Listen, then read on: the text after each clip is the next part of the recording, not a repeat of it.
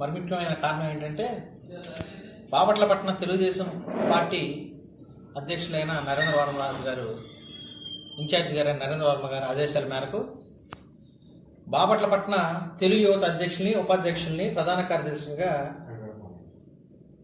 నియమించడం జరిగింది. వాళ్ళ పేర్లు అనౌన్స్ చేయడానికి ఈ సమావేశం ఏర్పాటు చేయడం అయింది.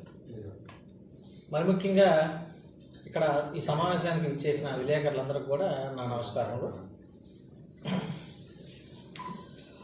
సెలకల సురేష్ బాబు అధ్యక్షులుగా, తెలుగు యువత అధ్యక్షులుగా సెలకల సురేష్ బాబు గారు, ఉపాధ్యక్షులుగా షేక్ రఫీ, అదేవిధంగా ప్రధాన కార్యదర్శిగా సేలం శ్రీనివాస్ కుమార్ వీళ్ళని తెలుగుదేశం పార్టీ పట్టణ తెలుగు యువత అధ్యక్షులుగా, ఉపాధ్యక్షులుగా, ప్రధాన కార్యదర్శులుగా నియమించడం జరిగింది. తెలుగుదేశం పార్టీ అన్నీ ఆలోచించి యువతని ప్రోత్సహించాలన్న ఉద్దేశంతో కులాల సమీకరణం కానీ అన్ని విషయాల్లో కూడా ఆలోచించి వీళ్ళు నిర్ణయించడం జరిగింది.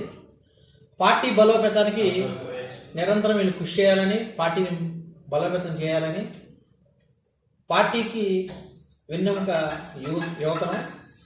యువతరం ముందుండి నడిపించాలని మేమందరం కోరుకుంటున్నాం.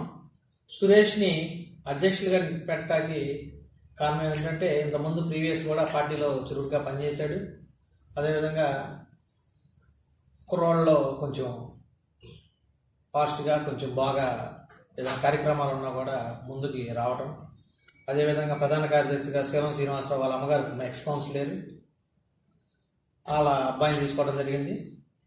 ఈ అబ్బాయి కూడా పార్టీని బాగా బలోపేతం చేస్తాడని ఈ అబ్బాయిని కూడా తీసుకోవడం జరిగింది. అదేవిధంగా రఫీ గారిని, ముస్లిం మైనారిటీ నుంచి రఫీ గారిని తీసుకోవడం జరిగింది. రఫీ గారు కూడా పార్టీకి విధేయుడిగా పనిచేయాలని, నరేంద్ర వర్మ గారి ఆదేశాల మేరకు ఎవరైనా సరే పార్టీకి కట్టుబడి ఉండి పార్టీ బలోపేతానికి కష్టపడతారని మనందరం కూడా ఆశించాలి.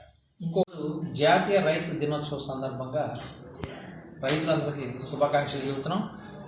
అదేవిధంగా అన్నం పెట్టిన రైతులు, నిత్యం శ్రమించి అన్నదాతలు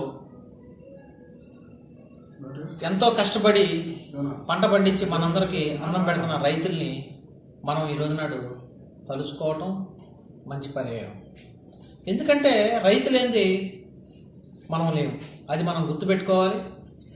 రైతుల పట్ల ఖచ్చితంగా ప్రభుత్వానికి మంచి చిత్తశుద్ధి ఉండాలి. అదేవిధంగా రైతుల్ని ఆదుకోవాలి. మొన్న తుఫాన్లు వచ్చి రైతులు పొలాలన్నీ పడిపోతే మా నాయకుడు నరేంద్ర వర్మరాజు గారు అన్ని ఊళ్ళు పర్యటించి అక్కడ సమస్యలను అందరిని తెలుసుకొని వాళ్ళు నష్టపోయిన దానికి చాలా బాధపడి, అదేవిధంగా మన జాతీయ నాయకుడైన లోకేష్ బాబు గారిని తీసుకొచ్చి అన్ని పొలాల్లో తీసుకెళ్లి రైతులకు ఉన్న బాధలు, సమస్యలన్నీ కూడా వినిపించడం జరిగింది. ఈ విషయం మీద జగన్మోహన్ రెడ్డి గారికి ఒక మెమరాండం పంపించడం జరిగింది. దీని మీద ఇంతవరకు ఎటువంటి చర్య తీసుకోలేదు. రైతులు చాలా నష్టపోయారు. ఈ రోజు నాడు ఆ పడిపోయిన పొలాలు, పొరదలో ఉన్న పొలాలు కోతలు పోయాలంటే 8,000 నుంచి 9,000 డిమాండ్ చేస్తున్నారు. వాళ్ళకి ఆ పొలాలు, పడిపోయిన పొలాలు సగం కూడా రావట్లేదు, మొలకెత్తే విత్తనాలు వస్తున్నాయి. వాళ్ళు అన్ని విధాలా నష్టపోతున్నారు. వాళ్ళకి ఏమన్నా నష్టపరిహారంగా మీరు డబ్బులు అందజేయాలని తెలుగుదేశం పార్టీ తరఫున 30,000 నుంచి 40,000 రూపాయలు డిమాండ్ చేయడం జరిగింది. నరేంద్ర వర్మ గారు దీని మీద ఒక వారం రోజుల పాటు పర్యటించారు. అదేవిధంగా సెంట్రల్ నుంచి వచ్చిన వాళ్ళకు కూడా మెమరాండం ఇవ్వడం జరిగింది.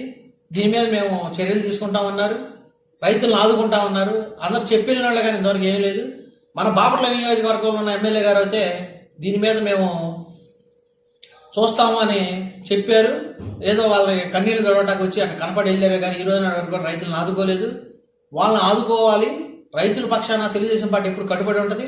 మా నాయకుడైన నరేంద్ర వర్మరాజు గారు అడుగుజాడలో నడవడానికి పార్టీ ముందుకు ఎప్పుడు ఉంటుంది. అదేవిధంగా తెలుగుదేశం పార్టీ ఏదైతే రైతులు ఆదుకోమని చెప్పిందో 30,000 రూపాయలు ఇవ్వకపోతే దీని మీద మేము ధర్నా చేయడం జరిగింది. ఖచ్చితంగా మీరు స్పందించి 4-5 రోజులైనా సరే, ఇప్పుడు కనీసం ఈ రోజన్నా మేల్కొని రైతు దినోత్సవం రోజు నాడన్నా వాళ్ళకి చిరుకానికి అందించి వాళ్ళ కనీసం కష్టంలో కొంత వాళ్ళకి మేలు చేయాలని మేము కోరుకుంటున్నాం. ఇలా చెప్పుకుంటా పోతే చాలా సమస్యలు ఉన్నాయండి. అవన్నీ కూడా మేము మాట్లాడతాం. ఈరోజు మాట్లాడడం భావ్యం కాదు.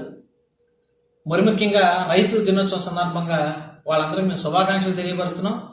అదేవిధంగా వాళ్ళు బాధపడుతున్న రైతులన్నా ఈ రోజన్నా కనీసం వాళ్ళ కన్నీళ్లు తొడవాలని మనస్ఫూర్తిగా తెలుగుదేశం పార్టీ తరఫున కోరుకుంటున్నాం.